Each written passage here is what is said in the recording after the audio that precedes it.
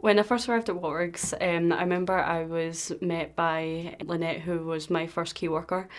I remember coming into the lounge, I felt a little bit uncomfortable in a new space, but everyone was really welcoming and I wasn't made to feel judged, I wasn't made to feel left out like other places I'd been before. I didn't really have much expectations because I'd never lived on my own with any support, I never lived on my own, period.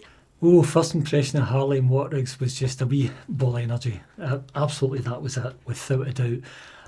This young, vibrant woman that had appeared in our service.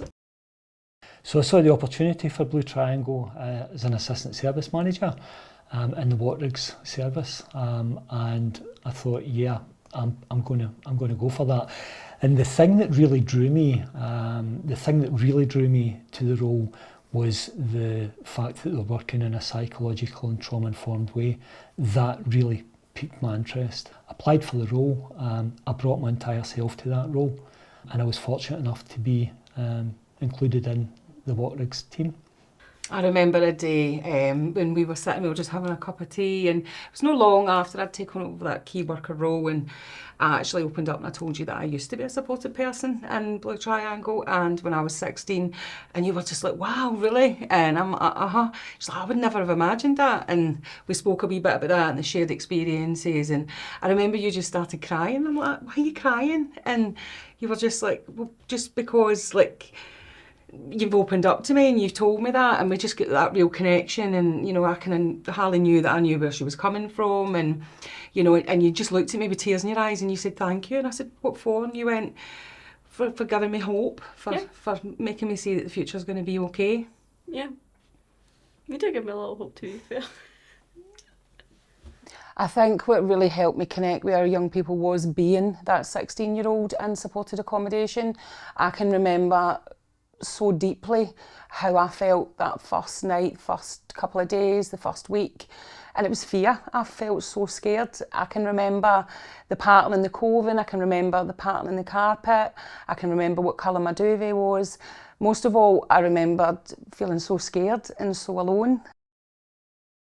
Something I've struggled for a long time due to anxiety is making phone calls. I've worried about how I speak, how I put things across, if it's being able to be understood by someone else. So I usually have another adult to make the phone calls for me. However, the past just under a year, I'd say, I've gotten a bit more used to making my own phone calls, whether it's to the doctor, to the dentist, anyone at all. I do still struggle. It's still hard. It's not like I'm phoning up with a smile on my face. But at the end of the day, you have to get on with things, and a fear is something you have to conquer every day, so why not start with a small one?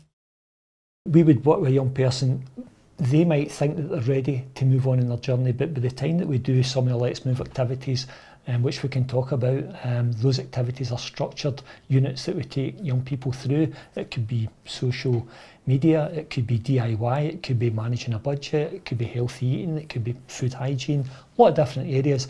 But they think they're tooled up. Then they realise actually maybe I'm not ready, so we can break that down, build it back up, give them the tools that they need to make their transition to interdependent living. It's difficult for a young person when they go through that door of their own home, and yeah, we're there to support them as well. However, when the door closes and it's them that's there, that can be exciting and frightening. We've all been there, but Harley knows that she's got the tools she needs to do that now, and she knows that we're always there for her, and we are always contactable. It doesn't matter if it's 3 o'clock in the morning, we're there, and we can do that, yeah. You have been there, if you want to be precise. Always there. I've never been turned away. The phone's always on, no matter what time it is of the day.